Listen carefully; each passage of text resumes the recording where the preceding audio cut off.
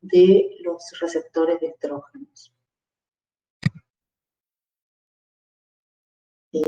Acá visualizamos la variante in situ pleomórfica con su característica pleomorfismo nuclear, pueden tener vacuolas intracitoplasmáticas, cambios apocrinos, necrosis central. Acá nuevamente vemos la presencia de microcalcificaciones en esta misma variante. Y en el carcinoma lobulillar florido, llama la atención la marcada distensión de los acinos que están rellenos por un volumen celular, como hablamos, de entre 40 y 50 células. Con respecto a la conducta en estas neoplasias no invasoras, sobre todo en aquellas diagnosticadas por función histológica, sabemos que en la hiperplasia lobulillar atípica y en el carcinoma lobulillar in situ clásico, la asociación con carcinomas invasores es baja. El porcentaje es aproximadamente del 1 al 5%. Y en estos casos, si uno tiene una adecuada correlación clínica o semiológica y con las imágenes, se puede evitar la cirugía. En el caso de que la paciente fuera a cirugía, no se informan los márgenes. Sin embargo, la variante de carcinoma lobulillar pleomórfico y florido, se conoce su asociación con los carcinomas invasores, y en las piezas quirúrgicas inclusive se observa un upgrade de la lesión inicial, o sea, del carcinoma lobulillar in situ, que oscila entre el 25 y el 50% en las posibilidades de observar un carcinoma invasor. Entonces, en estas lesiones el tratamiento es quirúrgico. ¿Cuál es la duda con respecto a estas lesiones? Es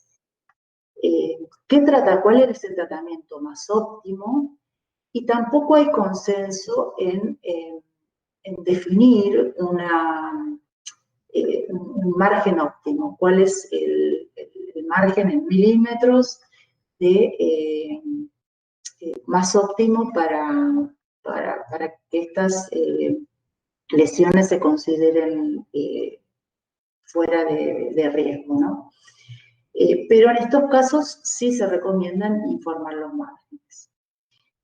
Hay algunos estudios científicos que están evaluando la posibilidad de que estas lesiones fueran tratadas como los carcinomas intraductales, pero todavía no hay consenso para este hecho, ¿no?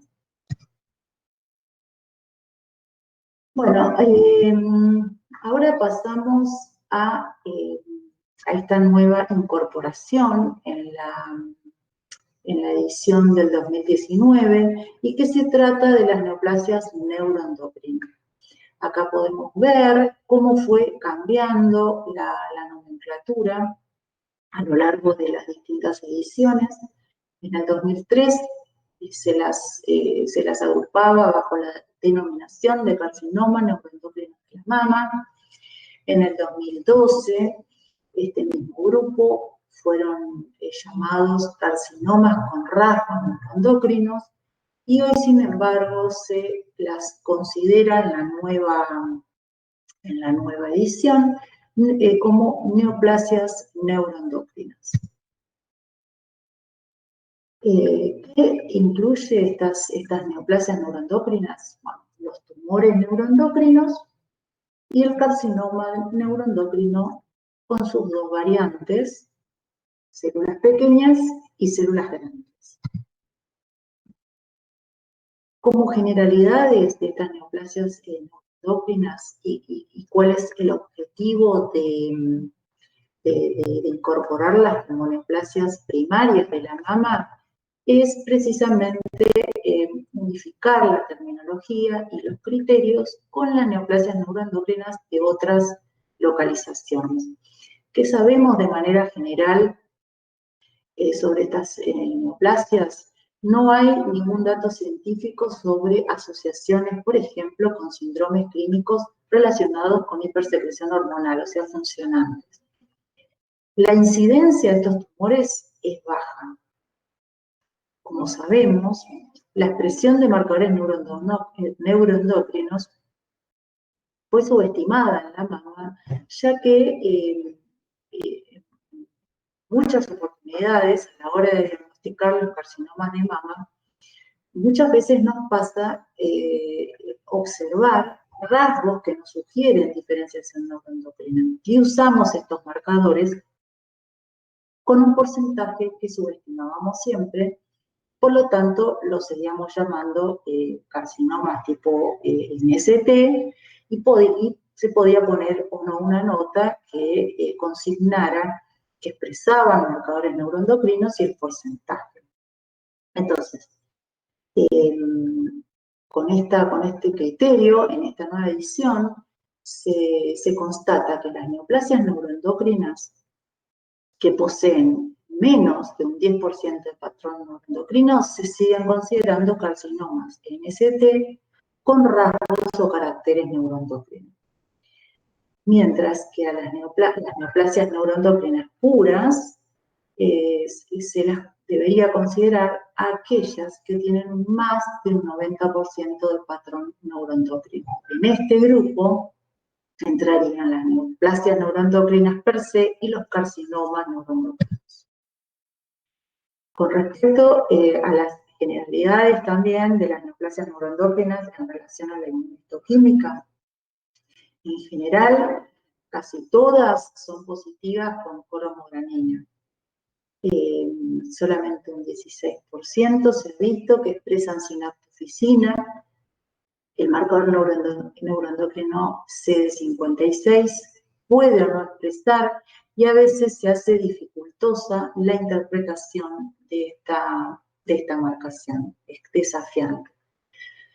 Con respecto a las neoplasias neuroendocrinas, ellas expresan receptores de estrógeno, receptores de progesterona, no sobreexpresan la proteína HER2 y por lo general tienen un Ki bajo.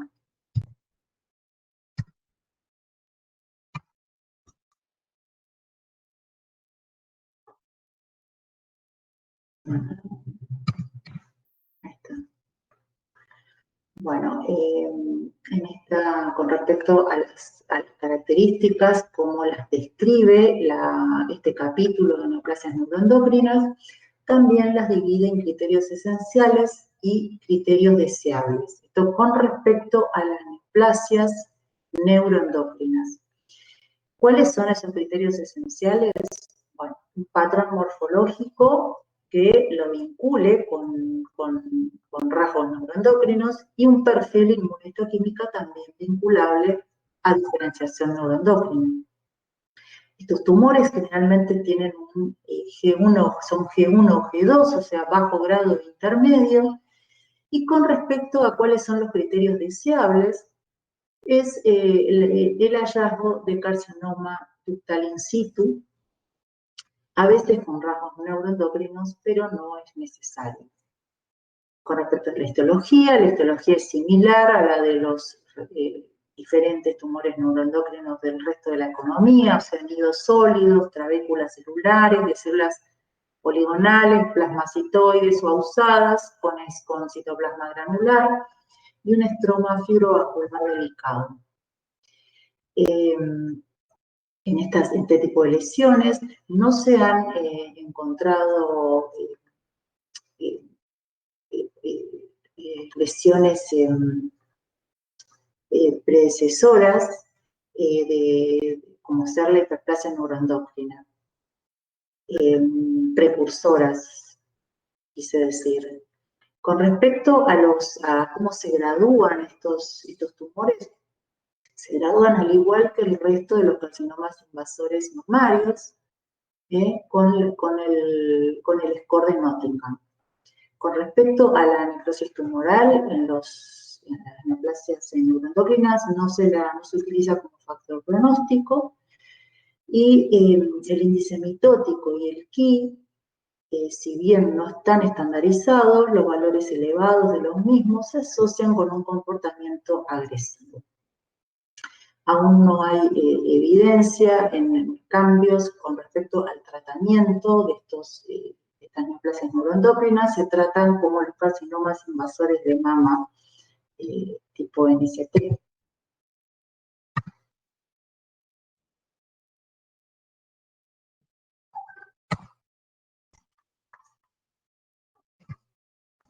Bueno, acá observamos los rasgos histológicos característicos de las neoplasias neuroendocrinas bien diferenciadas, OG1,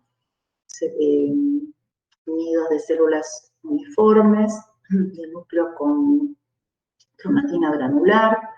En esta otra imagen se observan células en las cuales su discoicidad permite evidenciar el citoplasma acidófilo y granular. Y en estas dos imágenes, la expresión de marcadores histoquímicos. En esta imagen se observa un foco de carcinoma in situ que no expresa marcadores neuroendocrinos.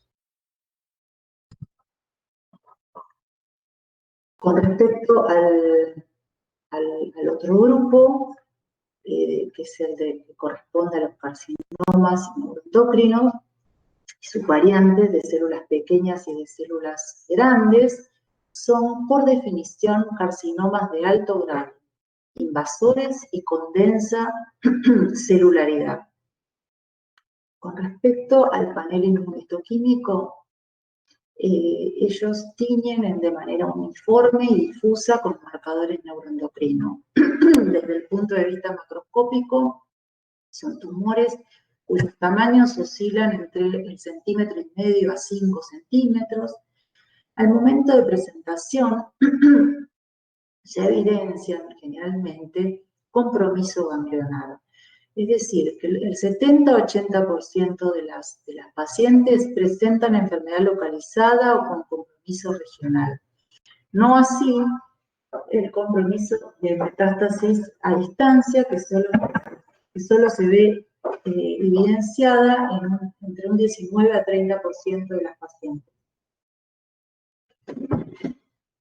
Como dije anteriormente, en referencia a las neoplasias neuroendocrinas, tampoco se han reportado casos asociados a hiperfunción por secreción hormonal. Acá vemos imágenes donde podemos ver que la población con hematoxilina es una población que en sectores son grupos cohesivos y en otros discohesivos, de células pequeñas con escaso citoplasma, cromatina densa, extensas áreas de necrosis, elevado índice mitótico y que adoptan un patrón de crecimiento difuso e infiltrativo. En estas dos imágenes se observan tinción difusa y homogénea con sinaptoficina, y otro de los marcadores que se observan, si bien es focal su inmunomarcación, es la expresión con TTF1.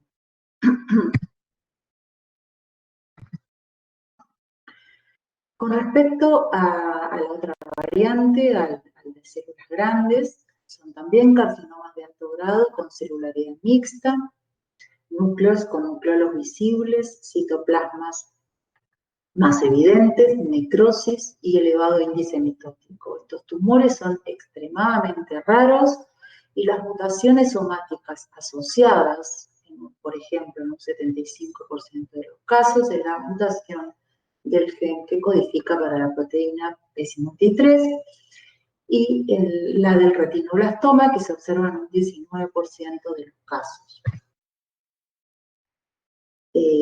Con respecto al panel en general de los carcinomas neuroendocrinos, todos se expresan de manera homogénea, panqueratinas. La expresión de cromogranina y sinaptofisina muestran una tensión variable. 2/3 de los casos son positivos. Con respecto a la marcación con CD56, también demuestran positividad.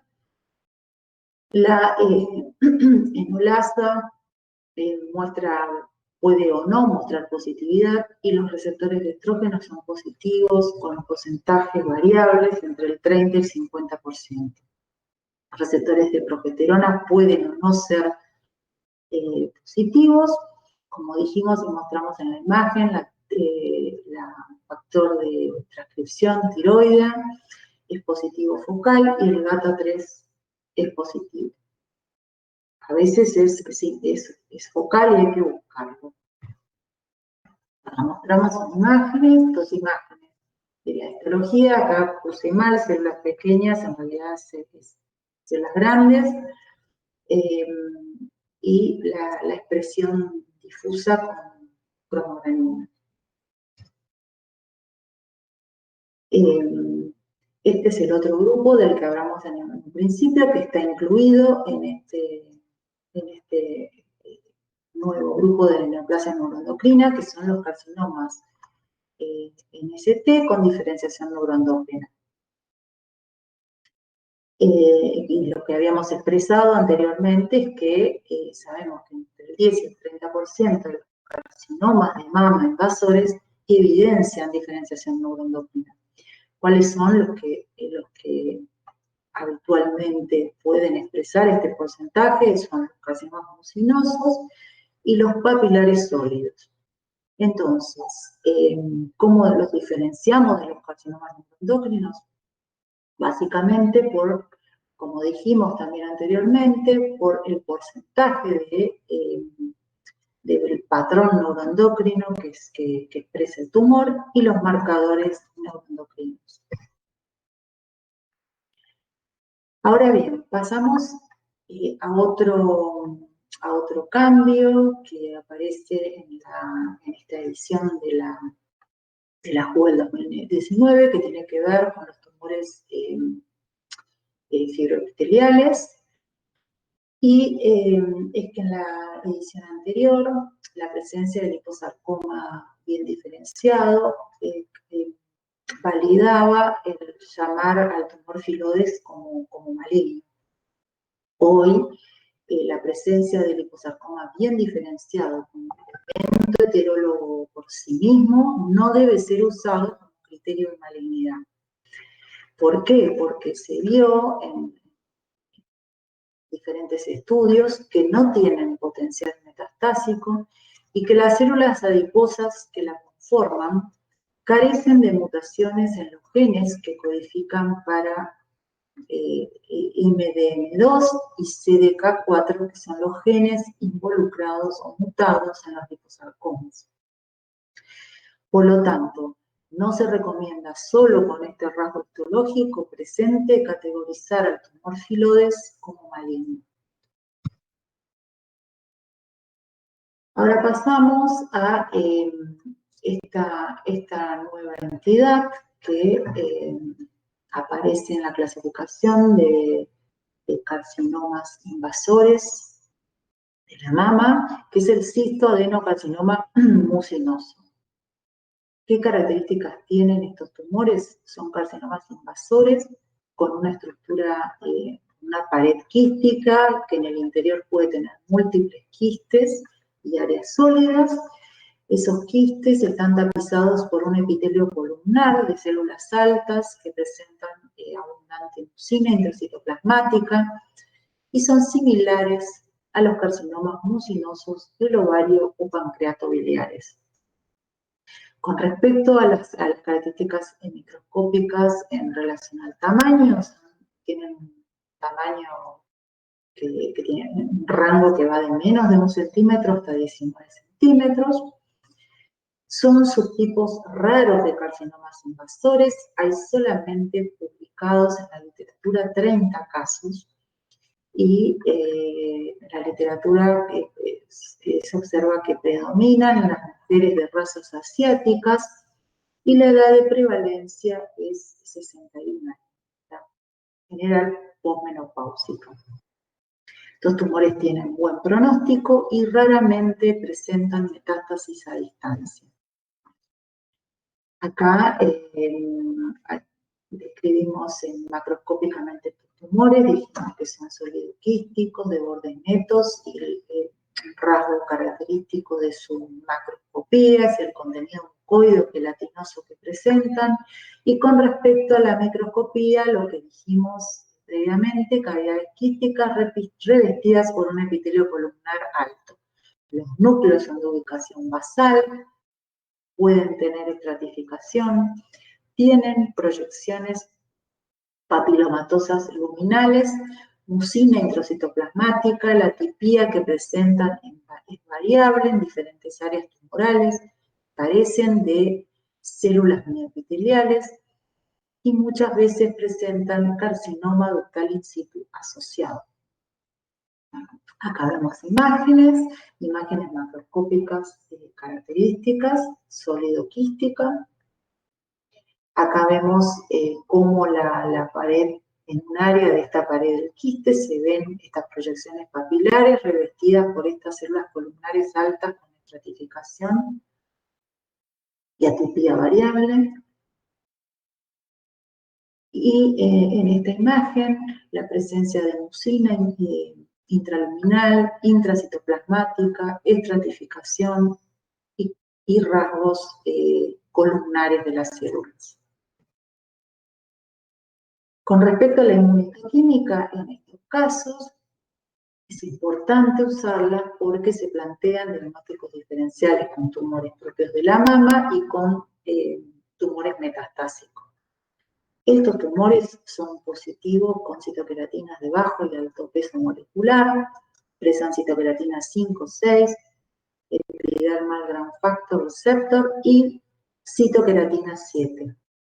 Sin embargo, son negativos para receptores de estrógeno, de progesterona, no sobreexpresan la proteína R2, son negativos con marcadores gastrointestinales, como la citoqueratina 20 y el CDX2. Entonces acá mostramos cuáles son los diagnósticos diferenciales que se nos pueden plantear. Por un lado, el carcinoma mucinoso de la mama, que son receptores hormonales positivos. Por otro lado, el carcinoma papilar encapsulado, en la cual la macroscopía nos ayuda bastante al diagnóstico, ya que carecen de ese material mucoide o gelatinoso que presenta el cistoadenoma mucinoso, cistoadenocarcinoma. Y el otro diagnóstico diferencial es el cistoadenocarcinoma mucinoso metastásico de origen pancreatobiliar. Creo que acá falta esta otra entidad que se incluye dentro de los carcinomas invasores de la mama, y esta entidad pertenece al grupo de los tumores raros de tipo glándula salival, con morfología, fenotipo y patrón molecular de tipo glándula salival. Son tumores raros que histológicamente semejan al carcinoma papilar variante Tolcel de tiroides. Se presenta en edades posmenopáusica, con una incidencia en mujeres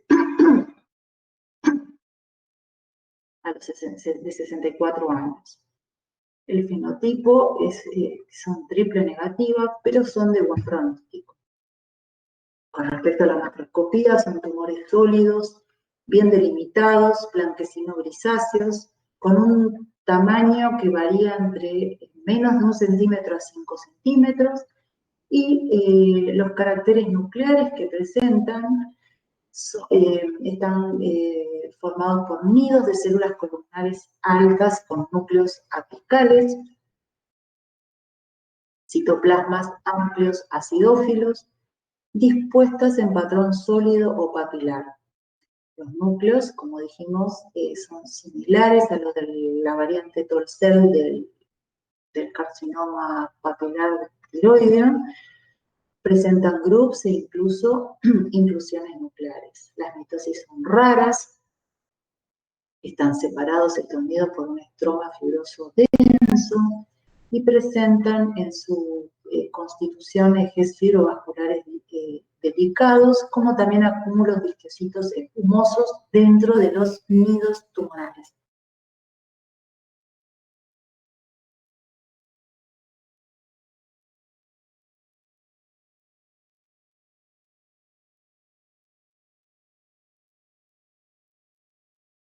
Aguda.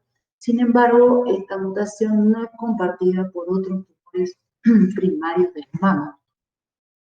Acá vemos imágenes en la cual se observan estos nidos de células de núcleos apicales.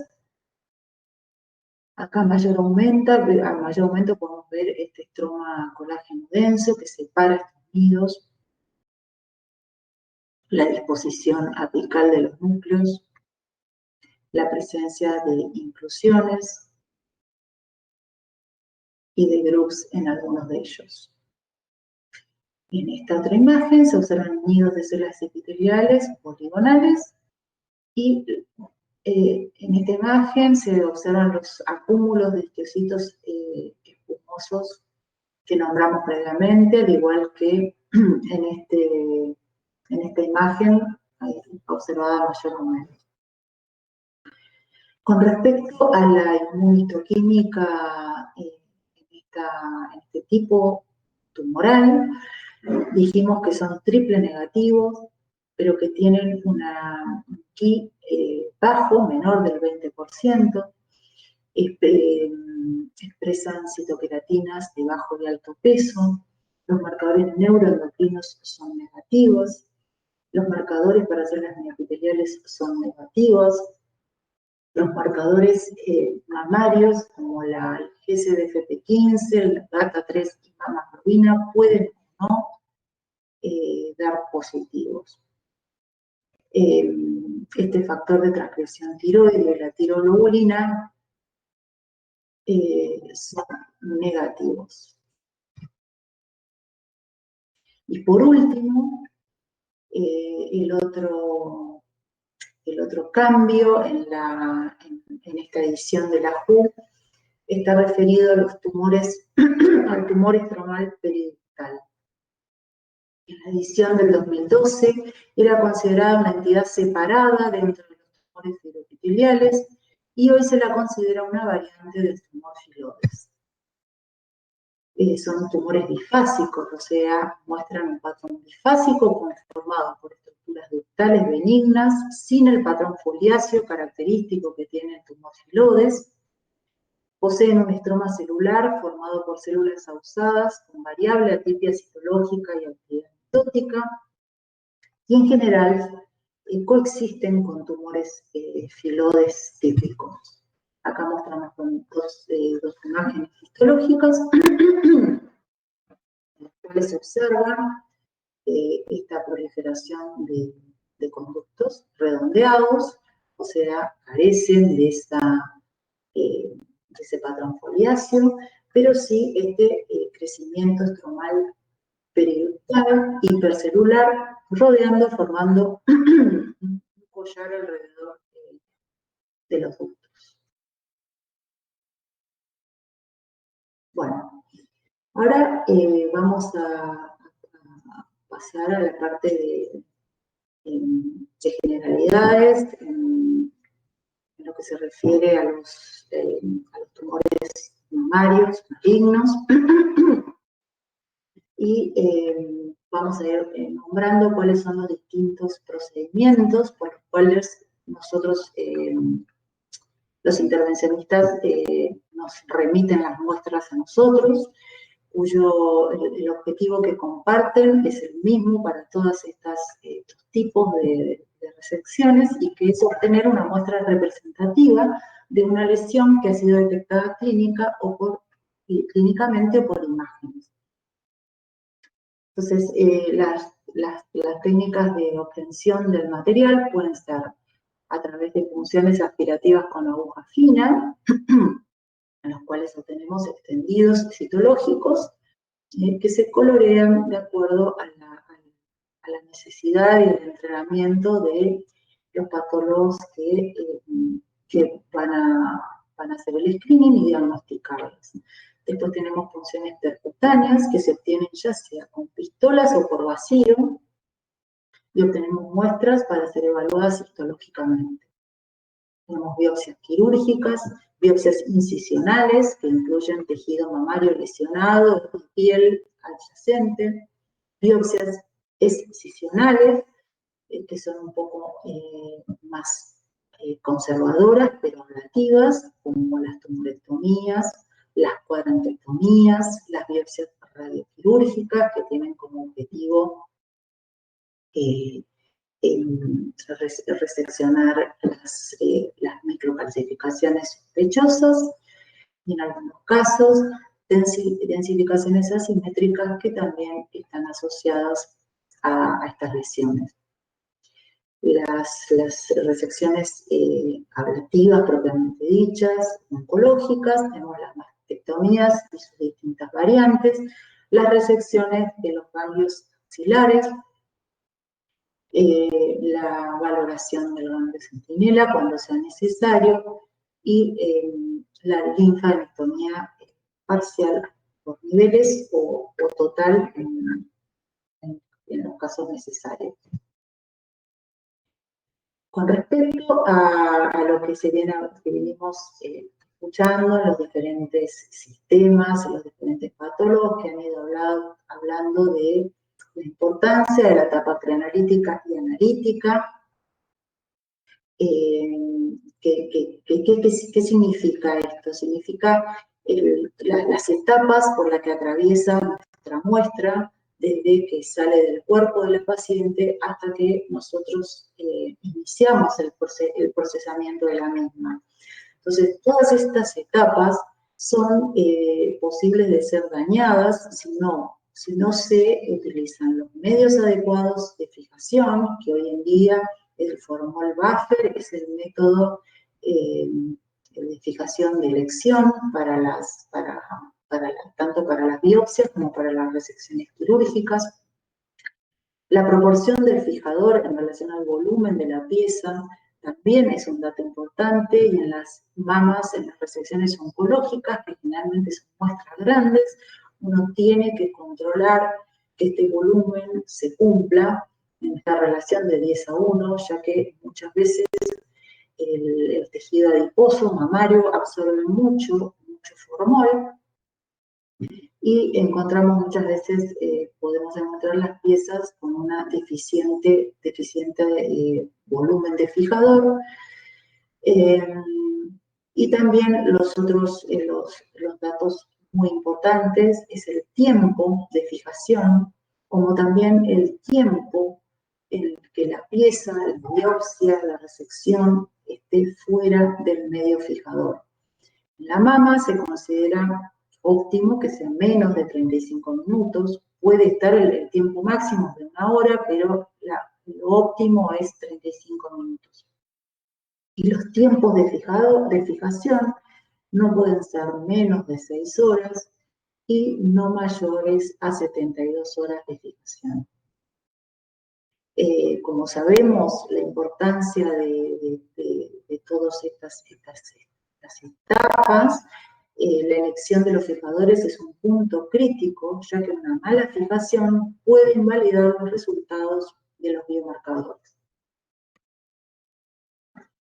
Con respecto al informe histopatológico en el carcinoma invasor, bueno, los patólogos en general usamos los protocolos del Colegio Americano de Hematólogos. También usamos las guías de consensos interdisciplinarios argentinos que se guían por estas guías del Colegio Americano de Hematólogos. Y entonces el informe anatopatológico debe incluir los siguientes parámetros que se detallan a continuación, ¿no? El tipo histológico informado de acuerdo a la clasificación de la OMS de los carcinomas de mama. El tamaño tumoral, lo ideal es que pueda ser medido en sus 3 dimensiones. De no ser posible, se considerará la mayor dimensión. En los protocolos del Colegio Americano de Patólogos tenemos unas imágenes con las distintas posibilidades con las cuales nos podemos encontrar en referencia a las mediciones en los tamaños tumorales. Eso varía a cómo hemos recibido la pieza, si está bien orientada, si está multifragmentada, si está cortada o seccionada a veces en una de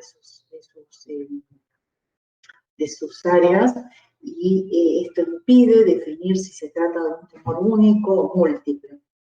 Entonces, en la guía indican cómo, usando los métodos de medición macroscópica y correlacionándolos con las imágenes que hoy en día se consideran muy de valor casi inmejorable, las imágenes de alta calidad, y obviamente la interrelación con el cirujano que ha efectuado la resección de la mama, ¿no?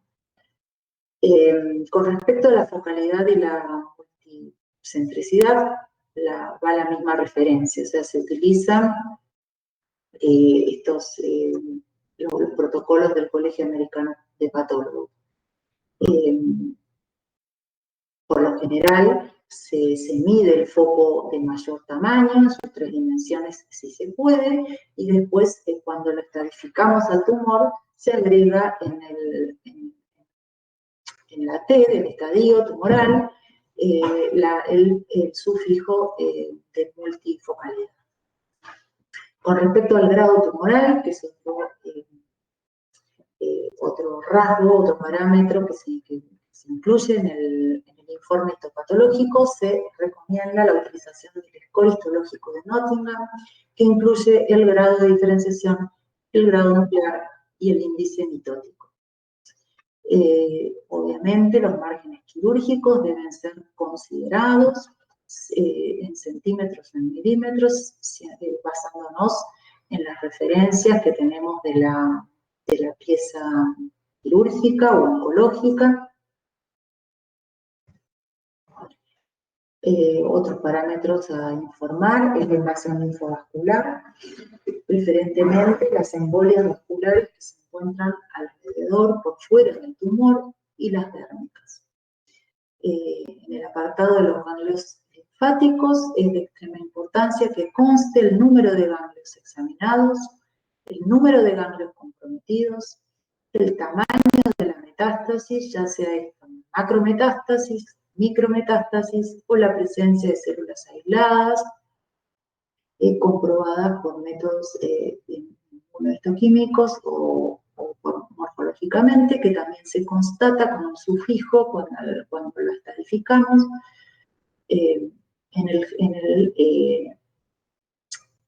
para el estatus nodal, ¿no? En el caso de la linfadenectomía axilar, los ganglios se procesan mediante su hemisección y el estudio de una sección completa de cada uno de ellos. Y en caso de tratarse de ganglios centinelas, se debe especificar en el informe y procesar según protocolo. Ahora sí, vamos a pasar al área de los biomarcadores, que son aquellos marcadores que nosotros determinamos y que informamos también, que forma parte del informe histopatológico obligatorio nuestro. Y estos biomarcadores, los que usamos y que están estandarizados, son los receptores hormonales, el ER2 y el Ki67.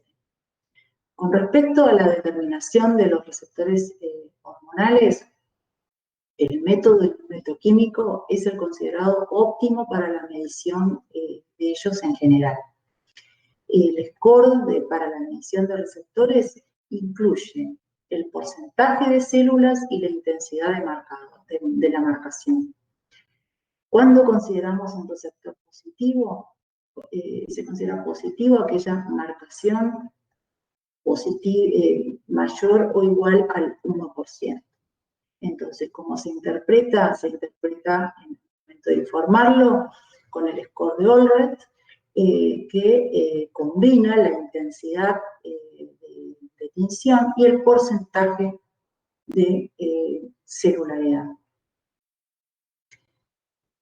El punto de corte, entonces, para considerarlos positivos es mayor o igual a 1 y negativos menores de 1.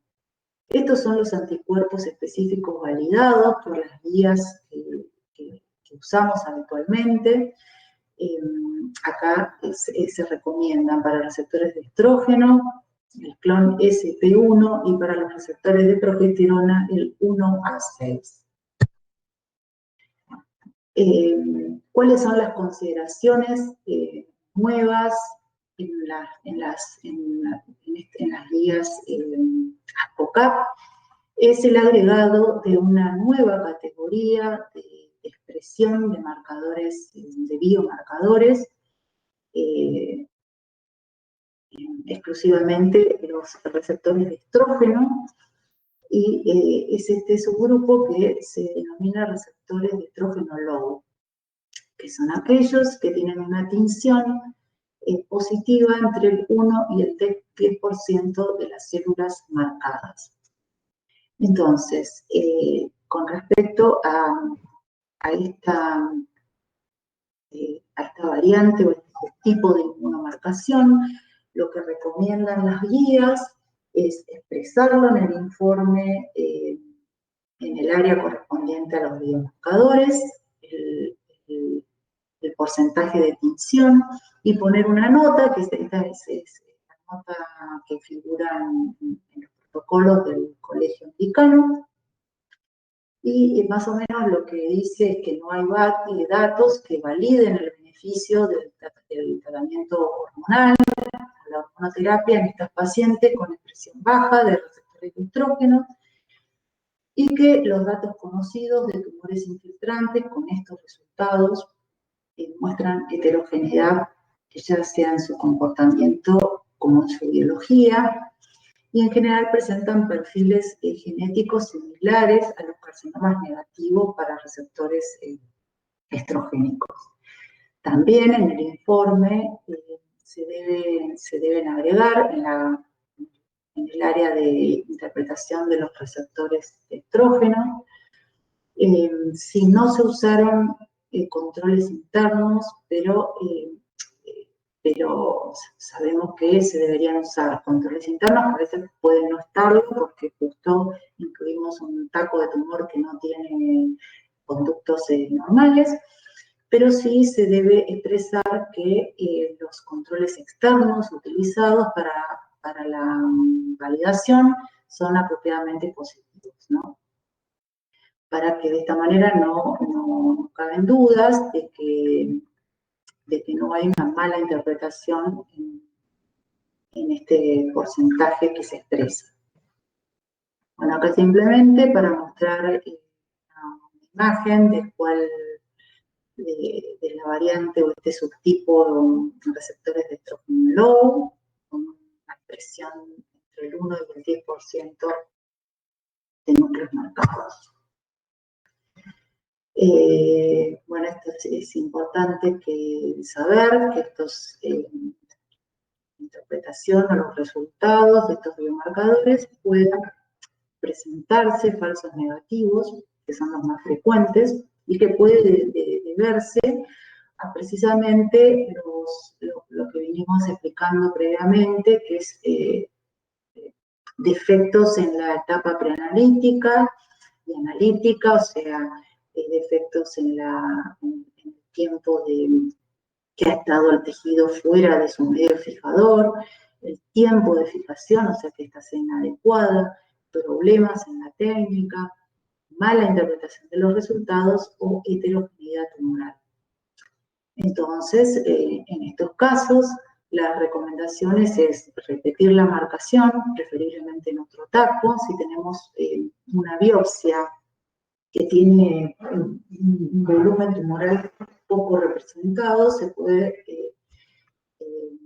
repetir el biomarcador sobre la pieza quirúrgica. Con respecto a la elección de otras técnicas versus inmunohistoquímica, en realidad la técnica que está validada actualmente por las guías que utilizamos para predecir el beneficio de la hormonoterapia es la inmunohistoquímica. No es recomendada otra técnica, sin embargo,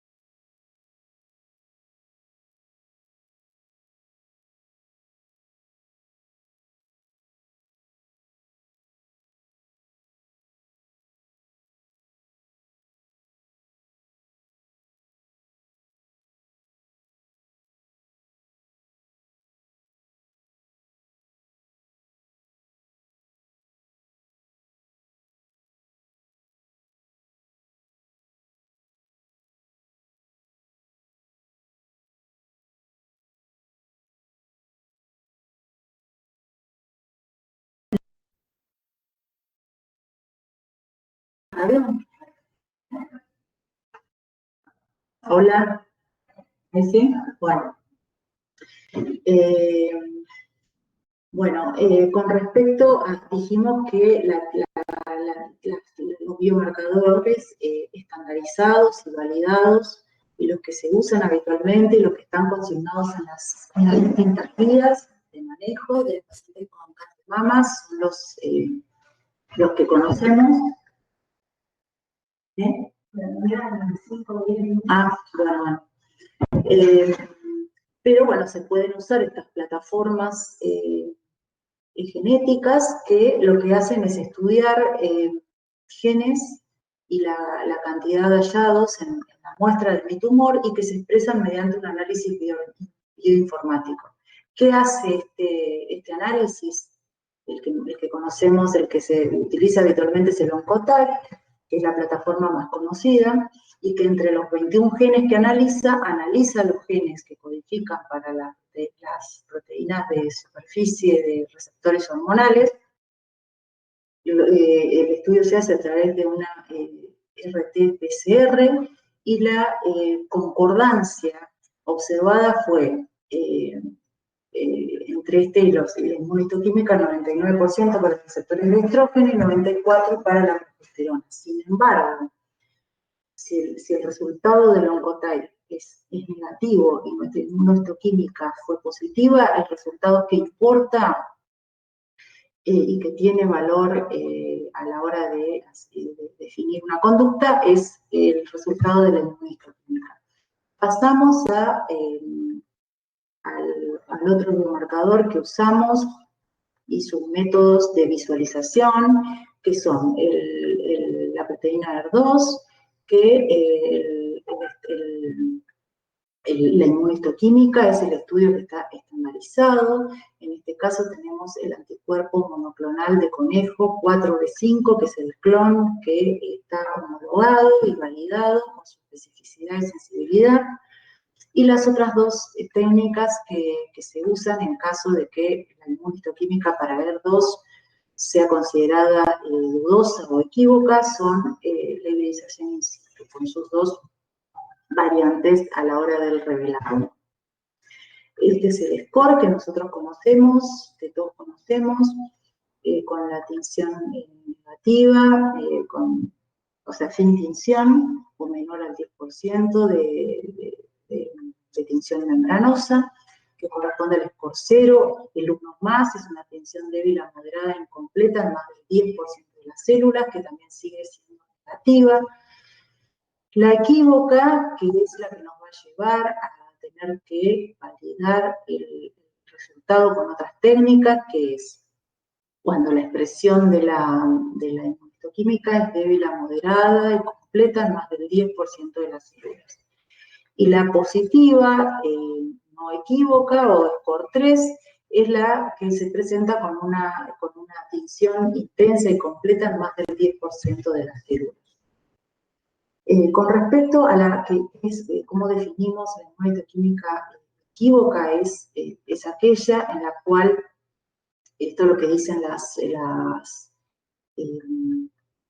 los consensos, es la tinción moderada y completa en más del 10% de las células tumorales. Sin embargo, si bien esta no consta en las guías, también se considera equívoca y es la tinción intensa y completa de membrana en menos del 10% de las células tumorales. Con respecto a cuándo es necesario repetir la inmunomarcación del HER2 en la pieza quirúrgica, cuando nos da positiva su tinción, sin embargo, nosotros estamos observando un tumor que es de bajo grado, un grado 1, lobulillar, ductal, receptores de estrógenos positivos, o patrones morfológicos que nosotros sabemos que no se vinculan a positividad con HER2. Los casos que den un resultado negativo, sin embargo, vemos que es un tumor con un grado nuclear 3, de alto grado, que probablemente se deban a poca representatividad del tumor en la muestra. Se trate de tumores morfológicamente distintos en varias áreas, que nos demuestren un resultado equívoco o que tengamos dudas en la calidad del tejido. Otras consideraciones a tener en cuenta, aparte de todo lo que hablamos en referencia a las fases analíticas, preanalíticas, también en la expresión del HER2, la heterogeneidad tumoral es muy importante. Esto simple voy a nombrar que existen 3 tipos de heterogeneidad que son el tipo clúster, el mosaico y el disperso. De estas, el tipo clúster es el que más diagnósticos diversos nos pueden dar a la hora de la expresión de esta proteína, y que eso debe ser impactado de una forma. Con respecto al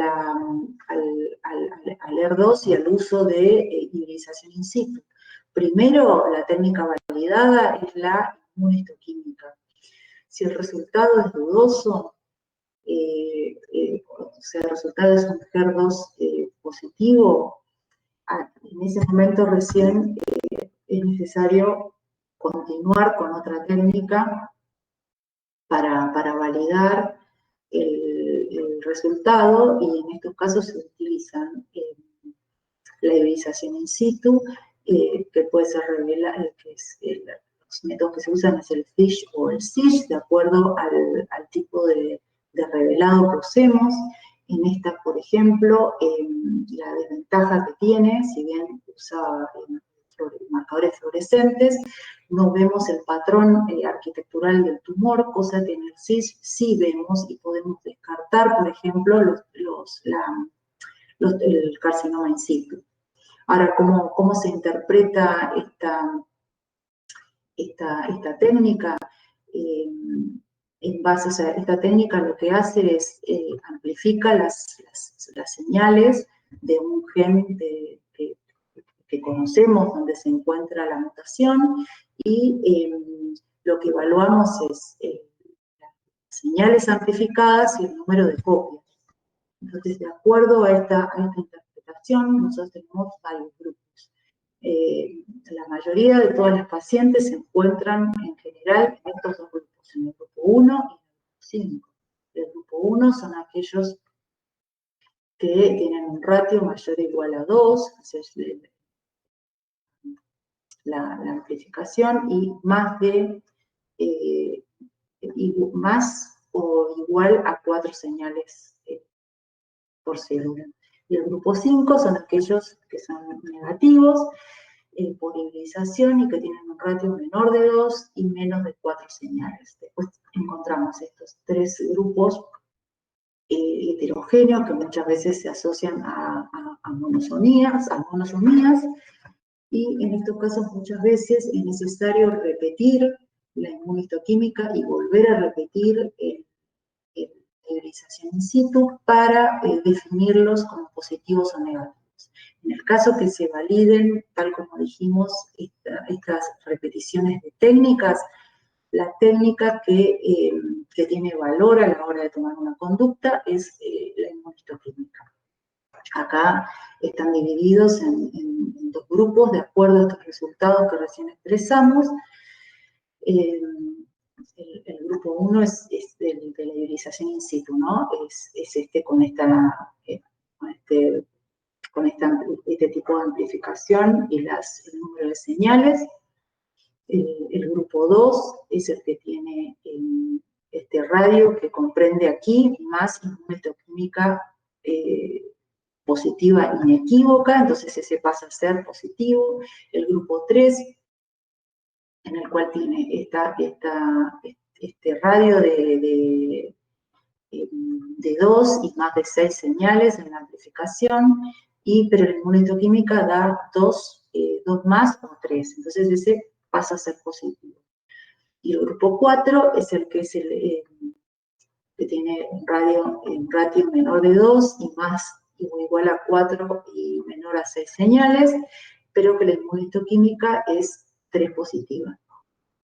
Y en este otro cuadro se ejemplifican los ERDOS negativos, donde está el grupo 2 con este radio que se expresa aquí, pero la inmunohistoquímica es 0 o 1 más, o sea, negativa, o inmunohistoquímica 2 más equívoco. En el grupo 3 es como este ratio que se ejemplifica aquí, más inmunohistoquímica también 0 o 1 más, o 2 más o equívoco. Y el grupo 5 por definición negativo. Bueno, en el caso, esto es repetir la misma historia, o sea, los patrones usuales de hibridización in situ, siempre la garantía o el resultado final se va a considerar el resultado de la inmunohistoquímica. Bueno, con respecto al nuevo en ER2, también tenemos un subgrupo que se consideran ER2 low, que son aquellos casos en los cuales con inmunohistoquímica nos dan 1 más o 2 más y con una hibridización in situ negativa. En estos casos también se recomienda, al igual que en los receptores, hacer una nota aclaratoria acerca de que no está científicamente probado el beneficio con el tratamiento anti-virus en estas pacientes. La misma recomendación con referencia a que la técnica validada es la histoquímica, pero también se pueden utilizar otras técnicas, ya que entre los 21 genes que estudia el Oncotype, también estudia los niveles de expresión del gen del ER2 y la concordancia del 90%. Sin embargo, en el caso de que no haya concordancia entre el resultado del Oncotype y la histoquímica, la que es validada la que importa es el resultado de la histoquímica. Y acá una referencia con respecto al informe. En el informe también debe constatar si el ER2 es negativo y qué métodos se usaron para llegar a ese resultado del biomarcador. En el ER2 positivo si es basado por inmunistoquímica y por hibridización in situ, también se agrega un comentario, y en los ER2 positivos con heterogeneidad debe constatarse el porcentaje de la muestra positiva para la expresión de la proteína. Bueno, por último, el Ki67, que es el otro biomarcador que se siguen usando, bueno,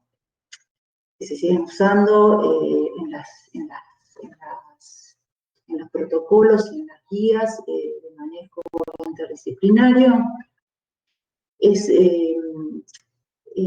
una proteína que indica índice de proliferación, que se expresa, es una proteína que se expresa en todas las fases del ciclo celular. El clon que nosotros usamos es el MIR1. Lo importante de este biomarcador es que un índice de proliferación elevada nos habla de mal pronóstico, pero actualmente sigue sin consenso a la hora de evaluar los efectos en sus variantes preanalíticas. No hay un score preciso para poder graduarlas. Tampoco sabemos a ciencia cierta cuáles son las zonas de tumor a evaluar. Es una técnica que no está estandarizada, que no existe un punto de corte concreto, y que todos estos puntos de corte se han ido variando a lo largo de los años, manteniéndose la zona Bliss en este porcentaje, que es el porcentaje más importante a la hora de evaluar los tumores de su perfil genético. Por lo tanto, hoy en día la importancia es validarla o subrogarla a la clasificación molecular de los cánceres de mama. Acá hay algunos ejemplos de posibles cuantificaciones que pueden hacerse más adelante usando mecanismos de inteligencia artificial, o sea, conteo digital. Este es otro método. Y esto es lo que hablamos de la subrogación con la clasificación molecular. Entonces, la importancia del SKI sigue siendo valiosa en el momento de subclasificar, subrogar a estas variantes y diferenciarlos entre los finales A y B, pero siempre es importante correlacionarlos con la morfología y los resultados de todo el resto de los biomarcadores o los biomarcadores usados en la práctica diaria. Por último, solamente para nombrarlas, los biomarcadores estándares siguen siendo los que nombramos y describimos recientemente. Existen estas plataformas genómicas, que las más conocidas es el Oncotype, estas son las otras que ya están incorporadas y que lo que hacen es evaluar niveles de expresión génica y asignar una categoría de riesgo a estos pacientes, es decir, del riesgo de recidiva tumoral. Y con respecto al perfil mutacional, este es lo nuevo que se está haciendo actualmente mediante el método de NGS, que es Next Generation Sequencing, que lo que hacen este análisis es un estudio de secuenciación masiva de genes basada precisamente en la búsqueda de mutaciones que permitan aplicar blancos terapéuticos. Bueno, eso es todo.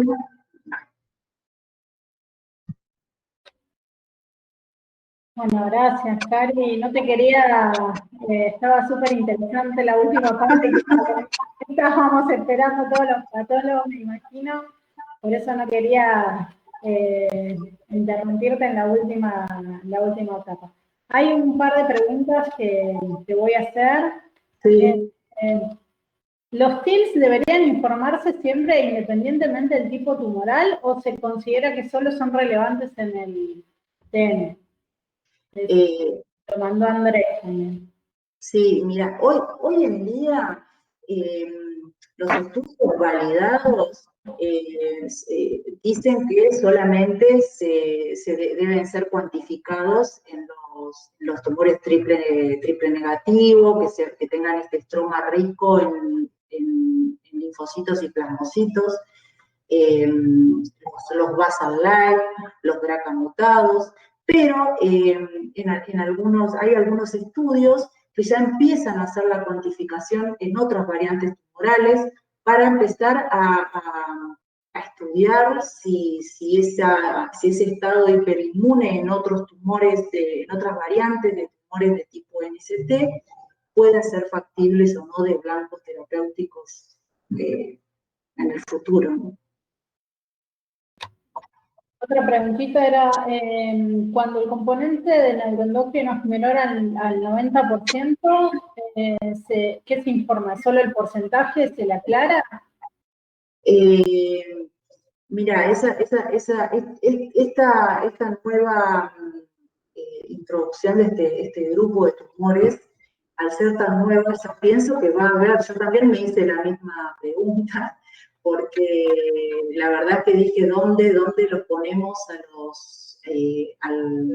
ese porcentaje que queda entre más del 10 y el 90%? Yo pienso que uno debería usar, además de ese porcentaje, el sentido común, el patrón, o sea, me guiaría en el patrón arquitectural, o sea, que si predomina un patrón neuroendocrino en más del 50% del tumor, inclinaría la balanza hacia, y el perfil inmunohistoquímico también me favorece un tumor neuroendocrino, inclinaría la balanza hacia a la denominación de tumor neuroendocrino y incorporaría el grado que evalúo. Bueno, Claro, seguramente que si es muy alta, obviamente que uno más lo va a aclarar, que quizás si es muy poquito. Sí, por eso, solo en los llamados tumores neuroendocrinos que incluían los grados nucleares G1 y G2. Los otros, los carcinomas neuroendocrinos, per se, que son carcinomas de alto grado, creo que no hay Y el problema. tamaño de la ruptura de la cápsula ganglionar se informa, si tiene o no, eso en general se informa, y si hay algún mínimo de ganglios para aislar que está recomendado. Pero no te escuché la última parte. Si se informa si tiene ruptura ganglionar, y otra de las preguntas es si hay algún mínimo de ganglios para aislar de número, ¿no? De cantidad de ganglios. Ajá. Bueno, todo depende de cuáles sean los niveles que estén propuestos en la pieza oncológica. El mínimo de ganglios estipulados de ganglios centinelas en las guías recomiendan 6, pero en realidad el estudio intraoperatorio de los mismos no se realizan en 6 ganglios. Y en una pieza oncológica, el mínimo de ganglios es de 12 ganglios. Con respecto a la ruptura capsular, si esta tiene extensión extranodal del tumor, se mide. Hay distintas referencias en cómo medir esa invasión extracapsular. Hay algunos que recomiendan la medición perpendicular en milímetros, otros que recomiendan la medición paralela al foco de tumor, y otros utilizan los dos parámetros de medición. Bueno, y la última pregunta es, en una biopsia tor de mama con triple negativo y presencia de TILS, si deben cuantificarse con un score o solo se realiza en la pieza quirúrgica, digamos, ¿se hace en la pieza o se hace también en el core? Sí, la verdad que en la biopsia quirúrgica se puede intentar describir la presencia de infiltrados, pero la verdad que cuantificar sin tener todo un volumen un volumen tumoral Importante. creado, claro. O se puede poner que es una cuantificación transitoria hasta que se evalúe después la pieza operatoria, la pieza oncológica. Claro, sí, o si aparece otro componente que quizás en la biopsia También, sí. Sí, suele pasar. Bueno, muchísimas gracias por la participación de todos. Espero que se haya entendido bien. Te agradezco muchísimo, Cari. Nos queda la última charla del año, que es de tumores epiteliales gástricos, a cargo de la doctora Alejandra Bambina. El lunes que viene, ¿qué fecha es? Estamos con tantos feriados ya que estamos... Bueno, El muchísimas lunes 14 de diciembre a las 15 horas los esperamos y ya nos despedimos de las charlas del 2020, un año complicado. Sí, bueno, muchísimas gracias, Vane, y a todos. Bueno, un beso a todos, hasta luego, chao, chao. Ah.